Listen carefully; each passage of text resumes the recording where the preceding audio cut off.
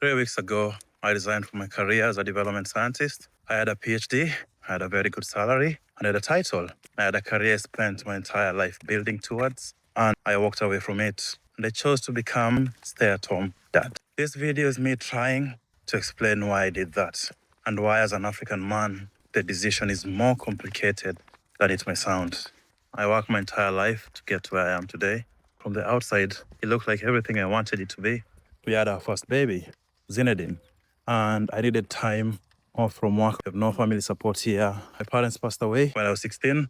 I only had 1 week paternity leave. I took 3 weeks off, 2 weeks, one paid. It was a big financial hit considering my wife had just transferred up here in Scotland to a new job. She hadn't worked long enough to get full maternity pay, so that meant that she went on maternity without any pay from her side. And then here I'm taking extra time because I need to be there. This is our baby. We have no support. We have to do it by ourselves. So these are some of the challenges which no one tells you about when you move abroad and you have no family, because we grow up in a culture whereby it's all community-based. There's always uncles and aunties and relatives, friends who all come and support you. That is not way about Kenya. But when I moved here, I don't have any of that here. I don't even have my parents to bring them over to help support me. So we just had to figure it out by ourselves, which we did for the most part. When Zina didn't get to 9 months, he had to go to nursery. This is a very foreign concept to me, because at home, kids go to nursery or daycare when they're around 3 years of age.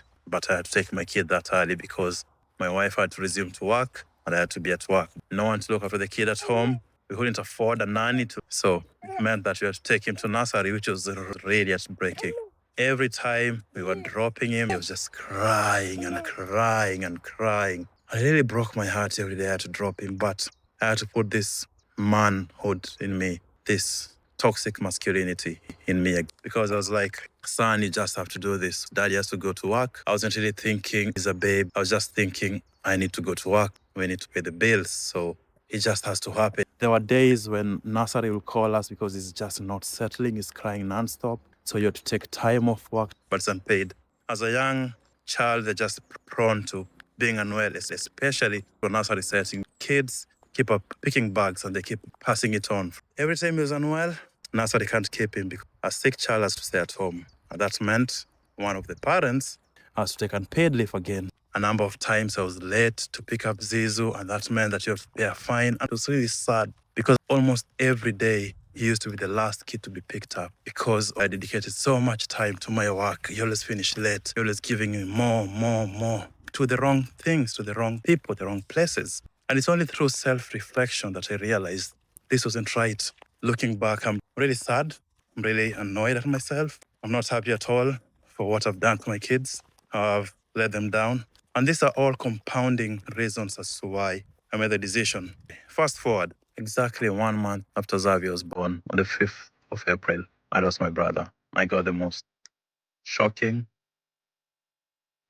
the saddest message that I've ever received from my brother, my elder brother, Evans. Sent me a message, Sam is gone. I asked him, what do you mean? Sam is dead. And that only meant one thing.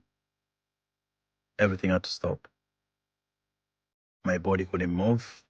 I was in the middle of fixing a double bag we had bought. Because I had 2 kids and I just broke down, completely broke down. This was, I would say, the first time in as long as I can remember. I was just in tears. I think probably the first time Sarah saw me in tears. My kids were there. I couldn't hide it. I forgot I was their dad. I forgot I need to emotionally protect them. Went upstairs, locked myself in the bedroom, and I was there the entire afternoon, night, just crying, not understanding why this had to happen first. I died of blood clots, massive blood clots on both sides of his lungs, and took his life. I had the same condition as for 3 years. We had the same diagnosis, different countries, different outcomes. I was rushed to hospital. I made it on time. I was told by the consultant if I had waited another 12 hours, the same fate that fell on Sam would have been on me. Sam, unfortunately, never made it on time. He died before he reached the hospital. From work, I only got 3 days compassionate leave, 3 days in travel there and back. Any extra time I take will have to be taken as my annual leave or unpaid leave.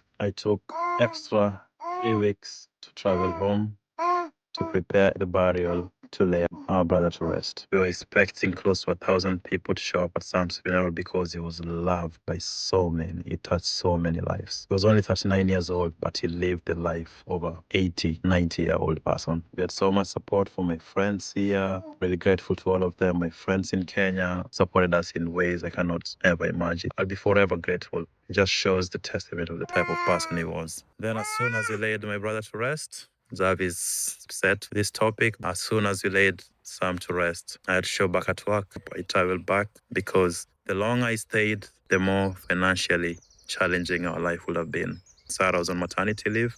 I was the sole provider. That was almost a month without pay just to go and bury my brother. You're suffering emotionally, physically, mentally, psychologically, but you're also suffering financially. There's something I read once where they talk about the rush from grieving is not based on clinical psychology, but rather the social economy, because your desk at work will be filled by someone else if you don't show up. People will tell you, sit down and grieve. It never really works like that. And it never did for me. You have to show up at work.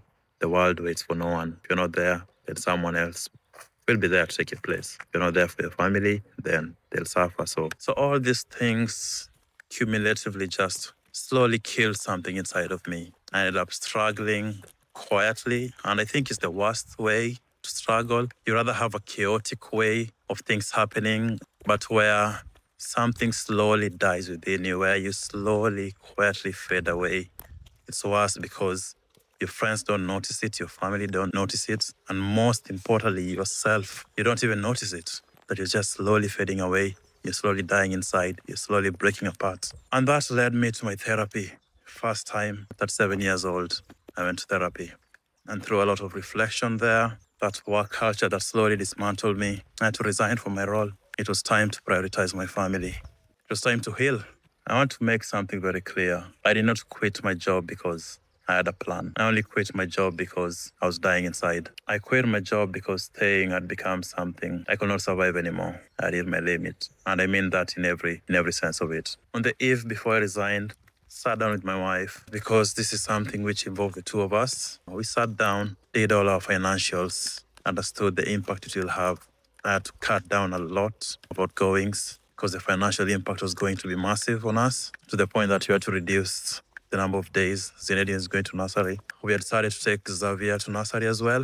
There was a huge cost associated with it. It was never an easy decision, but it was a necessary one. Then the hardest part came when I had to share the news. And it took me a few weeks to share it with my elder brother, my only remaining brother, Evans. I'm sorry, Evans, if you're watching this, but I didn't tell you immediately because I was ashamed.